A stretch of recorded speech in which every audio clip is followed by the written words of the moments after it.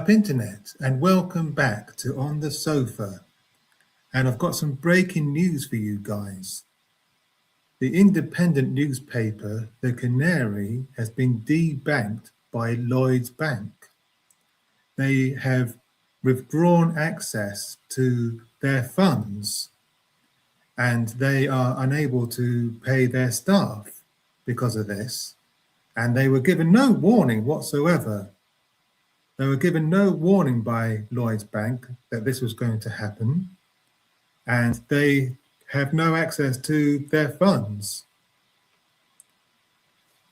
But let's see what they had to say themselves on this issue. Breaking: Canary debanked by Lloyd's.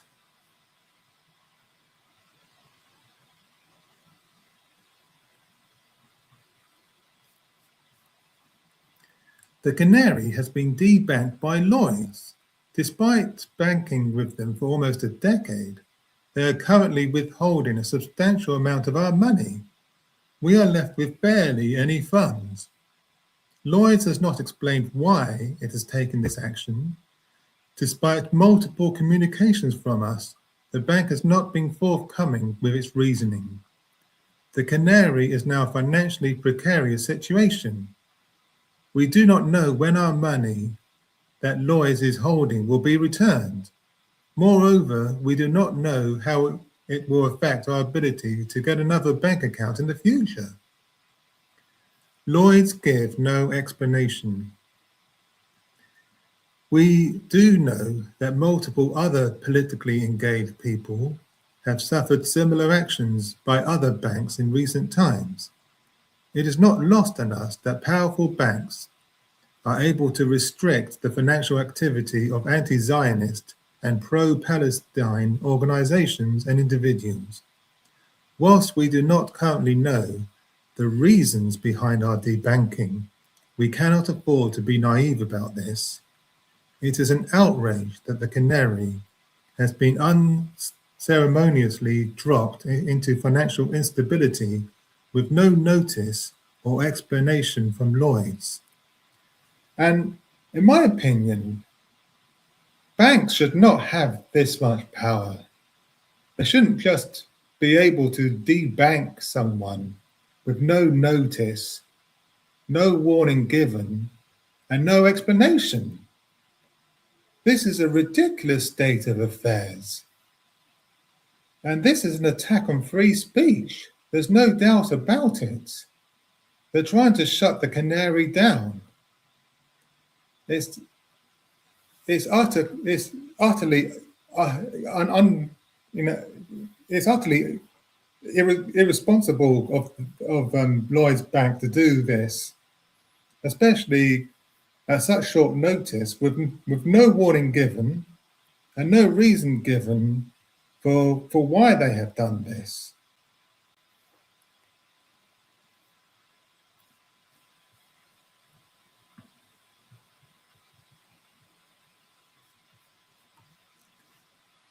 Independent media targeted. Our situation is a damning indictment of the treatment of independent media in this country, whereby you can be potentially ruined without recourse by banking giants like Lloyd's. At this moment, we do not have enough cash to pay all our staff, again, because Lloyd's is holding so much of our money. Our situation highlights just how at risk independent media is at all times. We need your support constantly, but we also need it now more than ever. If you can donate to keep the Canary afloat while we resolve our debanking crisis, then you can do so here. And they provide a link, and I'll put the link in the description of this video.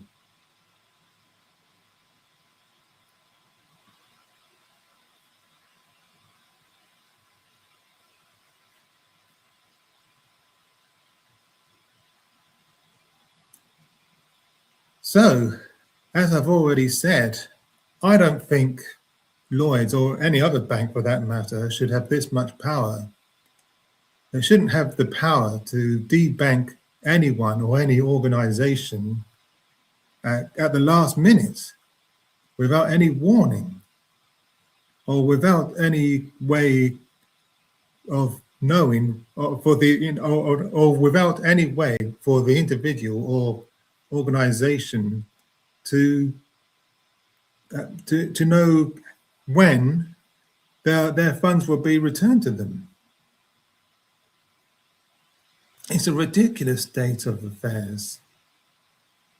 There should be tighter legislation put in place to prevent this kind of thing from happening again. So if you can donate to the Canary to help them through this crisis, then please do so. Because, you know, like they said in their article, they can't afford to pay their staff at the moment. And if this goes on indefinitely, it could be the end of the Canary. And it's not just the Canary that are affected by this kind of debanking. Other organizations have suffered a similar fate from other banks as well. But let me know what you guys think about this situation in the comments. If you've made it this far, thanks for watching. And please do me a favor and like the video, subscribe if you haven't already, and do leave a comment because that would really help me out with the algorithm. Okay, bye for now.